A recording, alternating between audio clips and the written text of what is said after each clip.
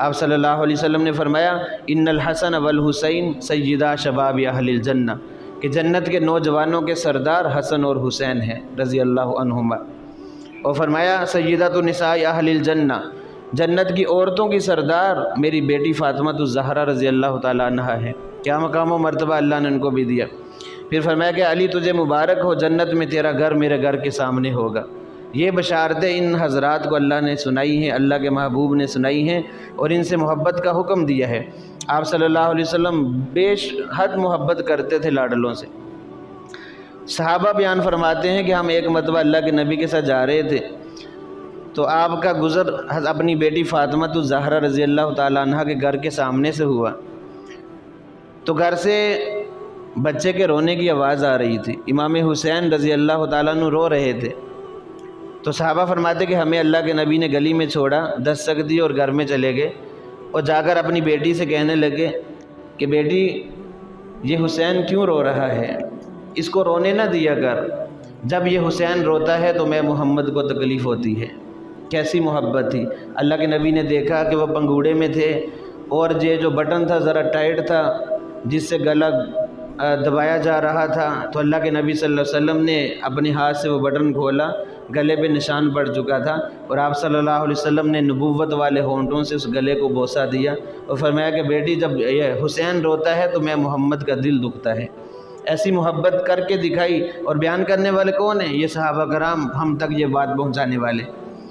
حضرت ابو ہریرہ رضی اللہ تعالیٰ عنہ راوی ہیں، وہ فرماتے ہیں کہ ہم ایک سفر میں تھے، اللہ کے نبی صلی اللہ علیہ وسلم بھی اپنی اونٹنی پہ سوار تھے، ہم بھی تھے، حضرت فاطمہ الزہرا رضی اللہ تعالیٰ عنہ اپنی سواری پر تھی اور ان کی گود میں حسن و حسین دونوں جنت کے پھول تھے۔ تو انہوں نے پیغام، وہ دونوں رو رہے تھے تو اپنی کنیز کو بھیجا اللہ کے نبی کے پاس کہ یا رسول اللہ میرے مشکیزے میں پانی ختم ہو چکا ہے اور یہ لاڈلے رو رہے ہیں پیاس کی وجہ سے، کوئی پانی کا انتظام کر دیں۔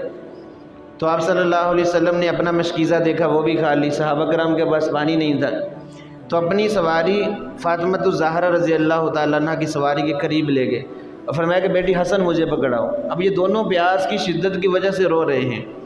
آپ صلی اللہ علیہ وسلم نے حسن کو پکڑا، اپنی گود میں لیا اور اپنی نبوت والی زبان حسن کے منہ میں ڈال دی۔ امام حسن اس نبوت والی زبان کو چوس رہے ہیں، تھوڑی دیر چوستے رہے، پھر خاموش ہو گئے، حسن کو پکڑا دیا، پھر فرمایا کہ بیٹی حسین مجھے پکڑاؤ۔ تو حسین رضی اللہ تعالیٰ عنہ کو پکڑا، گود میں لیا، اپنی نبوت والی زبان حسین کے منہ میں ڈالی، وہ بھی چوستے رہے اور تھوڑی دیر بعد خاموش ہو گئے۔ یہ منظر صحابہ کرام نے اپنی آنکھوں سے دیکھا۔ روایت کرنے والے ابو ہریرہ رضی اللہ تعالیٰ عنہ ہیں۔ اس طرح اللہ کے نبی صلی اللہ علیہ وسلم نے ان لاڈلوں سے پیار کیا۔ کیا زبان سے نکلا ہوگا انہی کو پتہ ہوگا، بہرحال کوئی چیز نکلی زبان سے جس سے بچے خاموش ہو گئے، ان کی جو بھوک اور پیاس تھی وہ ختم ہو گئی۔ اس طرح اللہ کے نبی نے ان لاڈلوں سے پیار کیا ہے۔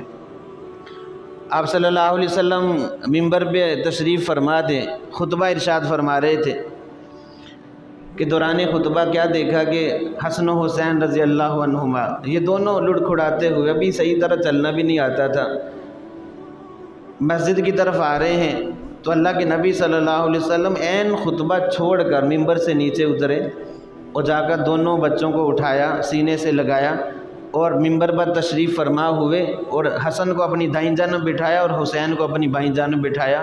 یہاں اس طرح بٹھا کے اللہ کے نبی نے خطبہ ارشاد فرمایا۔ کیسی محبت اللہ کے نبی صلی اللہ علیہ وسلم نے کر کے دکھائی۔ تو یہ آپ صلی اللہ علیہ وسلم نے محبت کی ہے اور آپ صلی اللہ علیہ وسلم نے امت کو تلقین کی ہے کہ میرے گھر والوں سے، میری اہل بیت سے محبت کرنا، کیونکہ یہ وہ ہستیاں ہیں جنہوں نے بڑی قربانی دی ہے۔